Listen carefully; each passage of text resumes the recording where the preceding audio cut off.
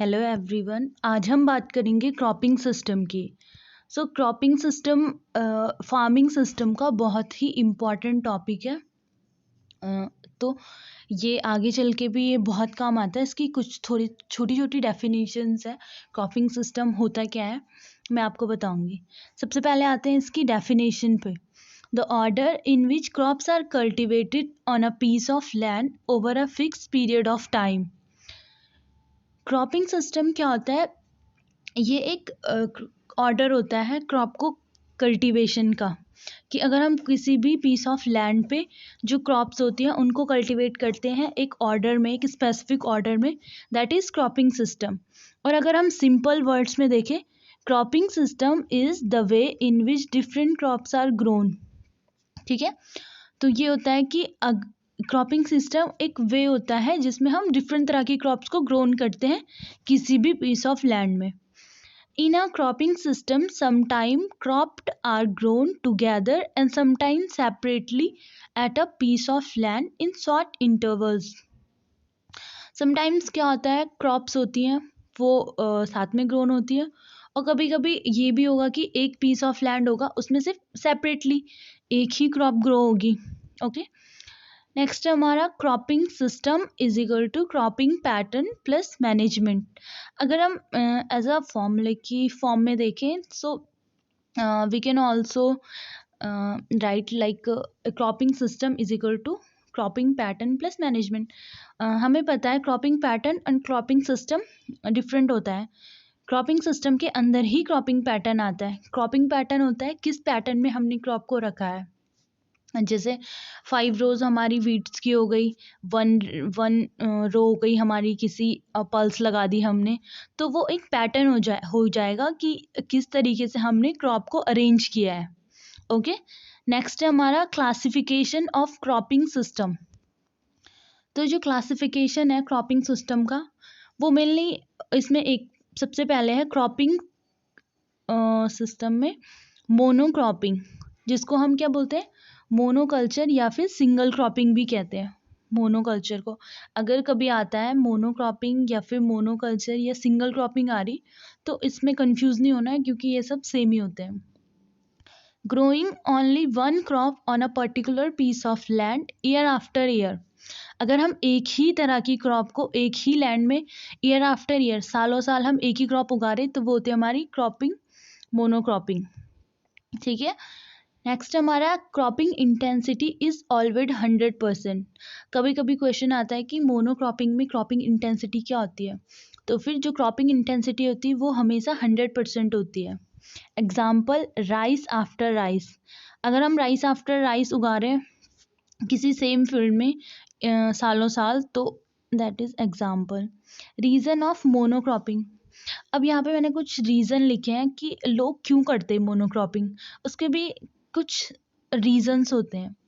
पहला रीज़न है क्लाइमेटोलॉजिकली। क्लाइमेटोलॉजिकली अपने आप में ही जो वर्ड है उसमें समझ आ रहा है कि जो क्लाइमेटोलॉजिकली का मतलब होता है क्लाइमेट से रिलेटेड कोई प्रॉब्लम्स होगी, या फिर कहीं पे क्या होता है, कुछ क्लाइमेट की जो कंडीशंस होती है वो ऐसी होती है कि हमें उस क्लाइमेट के हिसाब से वहाँ पे वैसी ही क्रॉप ग्रो करनी पड़ती है। जैसे groundnut, cotton, sorghum grown because of limitation in rainfall. हमें पता है जो सॉर्गम है वो ज़्यादा राजस्थान में उगाई जाती है। क्यों? क्योंकि वहाँ पे जो रेनफॉल है वो कम होती है। तो अगर वहाँ पे रेनफॉल कम है और जो वहाँ के लिए सूट कर रही है क्रॉप, तो ऑब्वियस है कि लोग वही क्रॉप वहाँ पे ग्रो करेंगे। नेक्स्ट है हमारा सोशियो इकोनॉमिक। सोशियो इकोनॉमिक मतलब किसी भी एरिया में, ये भी क्लाइमेटोलॉजी का ही सेम है, बट सोशियो इकोनॉमिक में कुछ कंडीशंस ऐसी होती हैं कि जब लोगों के पास कोई दूसरा रास्ता नहीं रहता कि हम क्या उगा सकते हैं। अगर कहीं पे कोई एरिया है वहाँ पे वाटर लॉगिंग की कंडीशन बहुत ज़्यादा है, तो फिर लोग क्या सोचेंगे पहले कि यार वाटर लॉगिंग के लिए तो राइस सबसे ज़्यादा सूट करता है, तो लोग क्या करते हैं, राइस ग्रोन कर देते हैं। नेक्स्ट हमारा specialisation of a farming in growing that crop. ठीक है, स्पेशलाइजेशन, कभी कभी कुछ एरियाज में कुछ फार्मर्स होते हैं वो एक ही तरह की क्रॉप लगाते हैं, क्योंकि वो परफेक्ट रहते हैं उस क्रॉप को उगाने में, या फिर उनका स्पेशलाइजेशन रहती है उनमें कि हमें यही क्रॉप ग्रो करनी है। जैसे फ्लूक्योर तंबाकू है, जो फ्लूक्योर तंबाकू है वो हमें गुंटूर में जो फार्मर्स है वही उगाते हैं ईयर आफ्टर ईयर, क्योंकि उनको उससे क्या पता हाई रिटर्न मिल जाता होगा, या फिर स्पेशलाइजेशन होगी, उनको यही वाली क्रॉप उगानी है। नेक्स्ट है हमारा sole cropping and solid planting. One crop variety grown alone in pure stand at normal density in a certain time and place. अब सोल क्रॉपिंग क्या होती है? सोल में भी यही है कि हमें एक ही क्रॉप ग्रो करते हैं, बट यहाँ पे हम किसी एक क्रॉप की कोई पर्टिकुलर वैरायटी को ही हर साल ग्रो करते हैं। जैसे फॉर एग्ज़ाम्पल देहरादून में एक जगह है जहाँ पे एक फार्मर है, वो देहरादूनी बासमती ग्रो करता है, ठीक है। तो वो हर साल देहरादूनी बासमती ही ग्रो करता है वहाँ पे, तो उसकी स्पेसिफिक वैरायटी वही है कि वो वहाँ पे सिर्फ वो राइस ग्रो करेगा, बट वो राइस की सिर्फ एक ही वैरायटी दैट इज़ देहरादूनी बासमती वहाँ पे ग्रो कर रहा है, उसके अलावा वो कोई वैरायटी वहाँ पे ग्रो नहीं करता है। तो सोल क्रॉपिंग वही होती है कि अगर हम किसी भी क्रॉप की एक ही वैरायटी ग्रो कर रहे हैं ईयर आफ्टर ईयर, ठीक है। नेक्स्ट है हमारा मल्टीपल क्रॉपिंग, ठीक है। Growing of 2 or more crops on same field in a year using high input without affecting soil fertility। कि अगर हम 2 या फिर उससे ज़्यादा क्रॉप एक ही फील्ड में ग्रो कर रहे हैं year after year and high input, using high input मतलब हम वहाँ पे यूज़ कर रहे हैं हाई इनपुट। हम हाई इनपुट का मतलब हो गया कैपिटल हो गई, लैंड हो गई, लेबर हो गया, सीड्स हो गए, हम ये लगा रहे हैं सब विदाउट अफेक्टिंग। और जो सॉइल की फर्टिलिटी है उसमें भी कोई डिटीरिएशन नहीं आ रहा है, कोई अफेक्ट नहीं कर रहा, ठीक है। तो ये हो गया multiple cropping. More number of crops within a year and more number of crops on the same piece of land. एक से ज़्यादा क्रॉप्स एक साल में और एक ही लैंड में। अब इसमें क्या होता है, मोनोक्रॉपिंग में मैंने आपको बताया था कि जो क्रॉपिंग इंटेंसिटी होती है वो 100% होती है, जबकि जो मल्टीपल क्रॉपिंग होगी उसमें cropping intensity is 200% when farm as a whole is considered. अगर हमने पूरे फार्म को लिया है और तब हमें बताना है कि उसकी क्रॉपिंग इंटेंसिटी क्या है, तो इसमें क्रॉपिंग इंटेंसिटी 200% होती है, ठीक है। अब इसके कुछ एग्जाम्पल हैं, rice, potato, green gram, rice, mustard maize, rice, potato, sesame, jute, rice and potato, ठीक है। नेक्स्ट है हमारा मल्टीपल क्रॉपिंग। अब मल्टीपल क्रॉपिंग के अंदर भी कई क्रॉपिंग आती हैं, जैसे इसमें एक हो गया inter cropping, mix cropping, sequence cropping और non overlapping cropping and relay cropping. मतलब जो ये चारों क्रॉपिंग है इसमें क्या होता है, एक से ज़्यादा क्रॉप उगाते हैं बट डिफरेंट तरीके से, जैसे इंटर क्रॉपिंग में अलग, मिक्स में अलग, सीक्वेंस में अलग, रिले में अलग, ठीक है। Inter cropping, growing of 2 or more crops simultaneously on same piece of land with a definite row arrangement or in a fixed ratio is called intercropping। Intercropping में क्या होता है कि हम क्या करते हैं, 2 या फिर उससे ज़्यादा क्रॉप्स उगाते हैं किसी लैंड में, बट जो उनका जो एक प्रपोर्शन रहता है वो एक डेफिनेट प्रपोर्शन में होती है। जैसे हमने यहाँ पे 1 2 3 4 हमने क्या कर दिया, वीट की रो लगा दी, फिर 5वीं हमने क्या लगा दी, मस्टर्ड लगा दिया, फिर 4 वीट लगानी, फिर एक 5वीं मस्टर्ड लगा दी। तो इसमें जो इनका जो रेशियो रहेगा वो हमेशा एक वैसा रहेगा, मतलब डेफिनेट प्रोपोर्शन में होगा जो रेशियो होगा। जैसे यहाँ पे wheat plus mustard is equal to 9:1, तो 9:1 में क्या करते हैं, 9 हम वीट के प्लांट लगाएंगे, फिर 1 होगा हमारा मस्टर्ड होगा, फिर 9 वीट के, फिर 1 मस्टर्ड की रो होगी, ठीक है। तो ये इंटरक्रॉपिंग होता है। नेक्स्ट है parallel cropping, cultivation of those crop, मतलब जो पैरेलल क्रॉपिंग है वो इंटरक्रॉपिंग के ही अंदर आता है। इंटरक्रॉपिंग के अंदर जो इंटर क्रॉपिंग है वो हमारा आता है इसके मल्टीपल क्रॉपिंग के अंदर हमारे 4 क्रॉप आती हैं, इंटर, मिक्स, सीक्वेंस, रिले। ठीक है, अब इंटर क्रॉपिंग है, इसके अंदर भी कुछ क्रॉप्स आती हैं। पहला है जैसे एक होती है parallel cropping, parallel, companion, parallel हो गई, कंपेनियन हो गई, और नेक्स्ट हो गई हमारी इसमें आती है मल्टीस्टॉइड। एक होती है इसमें पैरेलल, एक होती है कंपेनियन, एक होती है मल्टीस्टॉइड। ठीक है, तो फिर पैरेलल क्रॉपिंग क्या होती है? Cultivation of those crop which have different natural habit and zero competition. Parallel cropping में ये होता है कि कुछ क्रॉप्स होती हैं जिनकी डिफरेंट नेचुरल हैबिट होंगी। मतलब अगर ये वाली क्रॉप है, जैसे 2 क्रॉप्स हैं, इस क्रॉप को न्यूट्रिएंट पहले ज़्यादा चाहिए, इसको बाद में ज़्यादा चाहिए। ठीक है, जैसे अगर हमने इन दोनों को एक ही टाइम में सो कर दिया, जैसे फॉर एग्जांपल ये हमारी है ग्रीन ग्राम और ये मेज़ है। ठीक है, अगर हम दोनों क्रॉप्स को सेम टाइम पे सो कर रहे हैं तो फिर जो ग्रीन ग्राम होता है उसको न्यूट्रिएंट चाहिए होता है 30 to 35 डेज। मतलब जब हमने इसको सो किया उसके 30 से 35 डेज इसको बहुत ज़्यादा पीक न्यूट्रिएंट रिक्वायरमेंट होती है इसकी, कि इसको इस टाइम पे न्यूट्रिएंट चाहिए ही चाहिए। बट जो सेकंड क्रॉप है उसको उस टाइम नहीं चाहिए होती है, इसको कब चाहिए होती है? 50 डेज बाद। तब तक इसकी जो न्यूट्रिएंट डिमांड होती है मतलब वो इतनी ज़्यादा नहीं रहती, हल्की हो जाती। तो फिर इनमें ये पैरेलल होती है, ये एक दूसरे की नेचुरल हैबिट को बिल्कुल भी मतलब अफेक्ट नहीं करती, डिफरेंट है दोनों की। ठीक है, नेक्स्ट है हमारा companion cropping, such intercrop where the production of both intercrop is equal to that of its solid planting। Companion cropping में क्या होता है? 2 क्रॉप है, ये और ये। For example mustard and sugarcane, ये हमारी मस्टर्ड है, ये हमारी शुगर केन है। इसमें जो 2 क्रॉप्स होंगी इनमें क्या होगा? Production of both intercrops. जब हम इन दोनों क्रॉप्स को लगाएंगे तो इनका जो लास्ट में प्रोडक्शन होगा वो सेम रहेगा, that is same.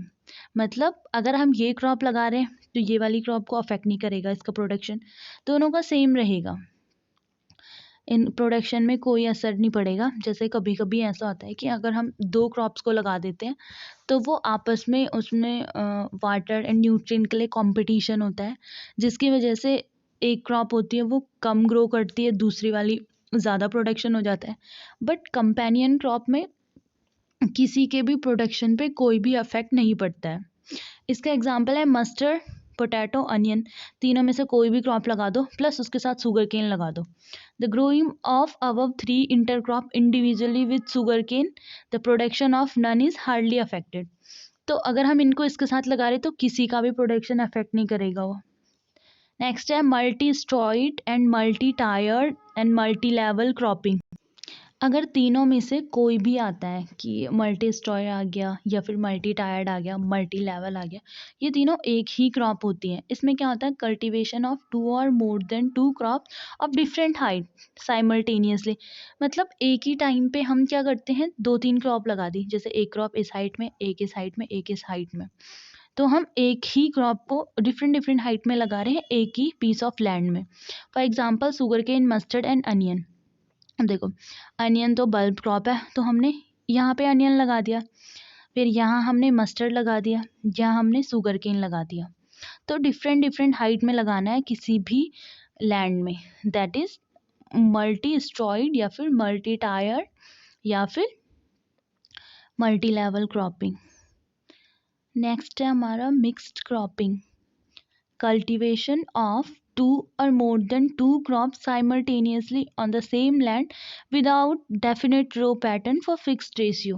Okay, so इसमें क्या होगा?